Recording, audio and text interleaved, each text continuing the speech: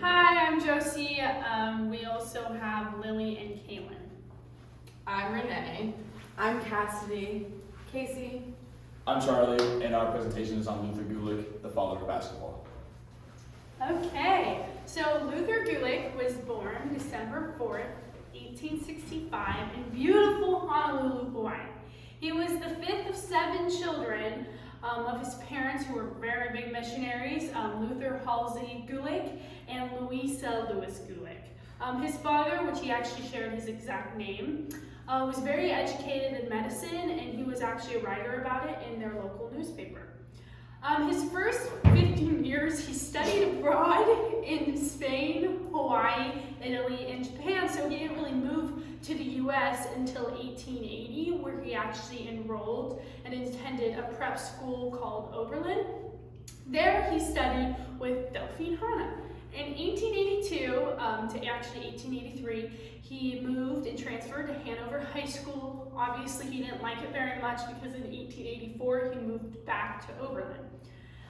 Then he, due to very bad heart problems and chronic headaches all the time, he had to leave Oberlin because he was constantly sick. Like the heart problems and the headaches actually influenced his study of physical exercise at Sargent School of Physical Training that following year. It's now known as Boston University of Health and Rehab Sciences. He served as an instructor from 1887 to 1900s and a superintendent of the Department of Physical Training at the YMCA Training School in 1889 to 1900s.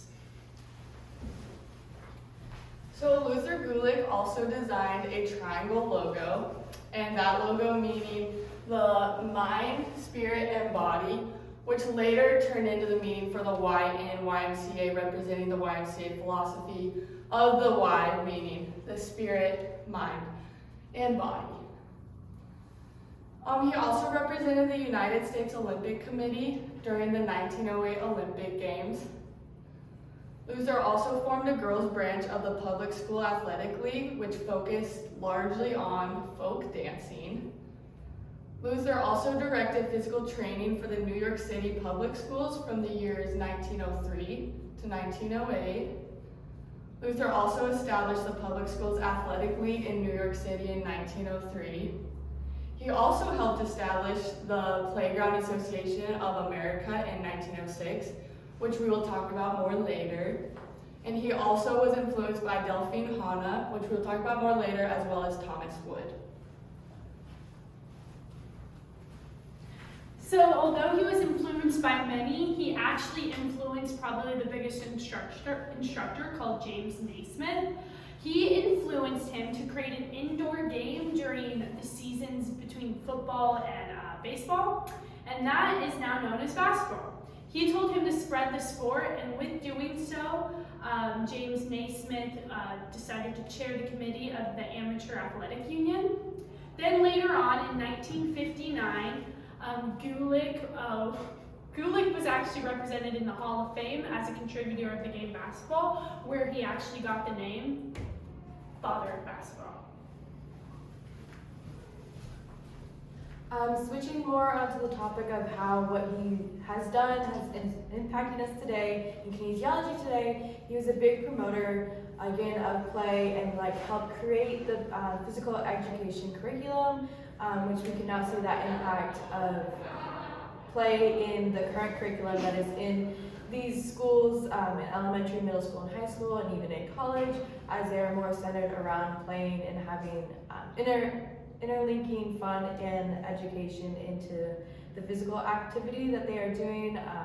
He was also a big encourager of extracurricular activities such as sports competitions, intramurals, activities at the YMCA, and public recreation centers. And this integrates into his big part that he played in the Playground Association of America. He really just helped promote the creation of these playgrounds and public recreational centers that people could then use for the physical activity that they were partaking in. So that just really helped the snowball effect of physical activity being something that only children need to do into something that families and individuals were also taking part of. Speaking more on the kinesiology professional side, his philosophies and stuff really impact how coaches, teachers, and sports philosophers are able to proceed, integrating play into drills, such as creating competition between players as a way to make it more enjoyable and just help the learning process of that continue. For teachers, it's obviously integrated into the education curriculum that they have for physical education, as we can see that the education system isn't just circled around like weight training or endurance training, but it involves different games like basketball or volleyball, for example. And then for sports philosophers, it really just helped found like the idea of having, as most athletes will hear, is just having fun while playing, just making the sport more enjoyable. And overall, he really just helped the snowball effect of playing outside of school and just encouraging others to get active. I'm Kaylin, and I'm going to be talking about Luther Gulick's professional career. I'm basically going to be going over some of the different job occupations he held over the years, and I'm going to talk about some of the organizations that he worked for and what position that he served for those organizations. Starting in 1987, he became the instructor at the YMCA training school, and then 2 years later became the superintendent of the YMCA training school. He later moved to New York City, and he taught there for a bit before becoming the director of physical training for New York City Public Schools. He later founded the Public Schools Athletic League, which provided after-school sports opportunities to kids, and he mainly focused on doing track and field for boys and then doing folk dancing for the girls. He established the Playground Association of America, which supported the movement of placing playgrounds into cities instead of the urbanization and industrialization that was going on at the time. He wanted to place more playgrounds throughout cities so that kids could have a place to go play outside. He founded the Campfire Girls movement, which was basically a very early version of Girl Scouts. It later got taken over by Girl Scouts of America. He founded it as the sister organization to Boy Scouts of America. And then some of the different organizations that he worked for and the positions he served were the American Physical Education Association, where he was the president of that. He was the president of the Public School Training Society. He organized the American School Hygiene Association, and then he was also the president of the Playground and Recreation Society of America. Luther Gulick influenced many professionals in the physical education system. For starters, his roommate, Thomas Wood, who is considered the father of health education. He earned this name by asking the important question, what is physical education, and what is its role within education itself? Thomas Wood introduced sports and games to physical education classes, opposed to the standard gymnastics practices in earlier years. In addition, he was able to secure academic credit for these sports and games classes, which was of high interest to students. 3 years later, he established a degree program for students interested in physical education and professions in physical education. Another man that was greatly influenced by Luther Gulick was J. Nash. J. Nash believed that the physical education system should be broad enough to teach children hobbies and skills they can take into their adult life, as well as he wanted to start a society that uses its leisure time productively and successfully. In Nash's view, he wanted the physical education system to teach children how to creatively, actively, and emotionally participate in physical education through their adult lives. This included giving back to society through music and art, being active and moving your body, and gaining that emotional attachment with others through physical activity.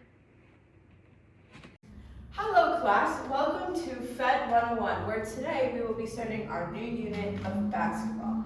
Do you guys know who developed the sport basketball? LeBron James, Not quite. Shaquille O'Neal, You're getting further away. MJ. The founder of basketball was actually James Naismith, who was influenced by Luther Gulick to create a sport that was between the seasons of football and baseball. Along with that, Gulick is one of the main reasons we have this class today, as he was a huge advocate for having extracurricular activities in school. What are extracurricular activities? Extracurricular activities are the things that you do for fun. So, taking swim lessons, going to the park with your parents, playing basketball with your friends, or just doing sports in general. Let's get into the basics of basketball. So let's talk about scoring points. Anything shot from inside this perimeter line right here gives you 2 points, but anything shot from outside of it gives you 3. And if you get fouled, which is when someone hits you, they push you over, then you get to shoot from this line, which is called the free throw line. And that will give you 1 point if you make the shot.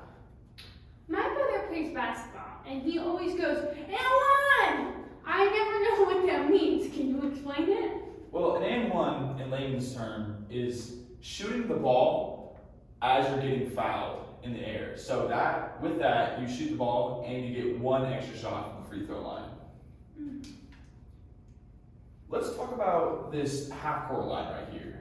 So when the ball is inbounded, you're going to inbound it from out of bounds after, say, someone makes a shot or they fouls and you take it out. With that, you have 10 seconds to get the ball from here across that line. But once you cross this line, you can't go back. That's over and back, and you turn the ball over. Okay, what's a turnover? A turnover is when you give away possession of the ball. So if you went over and back, the refs would blow the whistle and give the ball back to the other team. Or if you're dribbling and the other team takes the ball away from you, then that's considered a turnover because the other team gained possession of the ball. Let's go back to fouls. So in every game, you as one player have a limit of 5 fouls. If you foul 5 times, you're ejected from the game. Can you still get back in after halftime if I have 5 fouls? Does it reset? It does not reset. You stay out of the game. The whole game? Yeah, and then you just have to sit on the sideline and cheer on your team for the rest of the game. Oh, jeez. Can games end in ties? Games cannot end in ties. If the 2 teams have the same score by the end of the 4th quarter or second half, then you go to what's called overtime, when you get to, say, another 10 minutes to keep on scoring. But if they have the same score after that, you go to double overtime, triple overtime until there's one team with more points. So there always has to be a winner, or else you just keep going into overtime. Question. Sorry, a lot of questions today. Am I able to walk with the ball? No, you are not. You have to dribble. If you're walking, you have to dribble the ball. Once you pick up the ball, you're allowed to use 1 foot to pivot like this.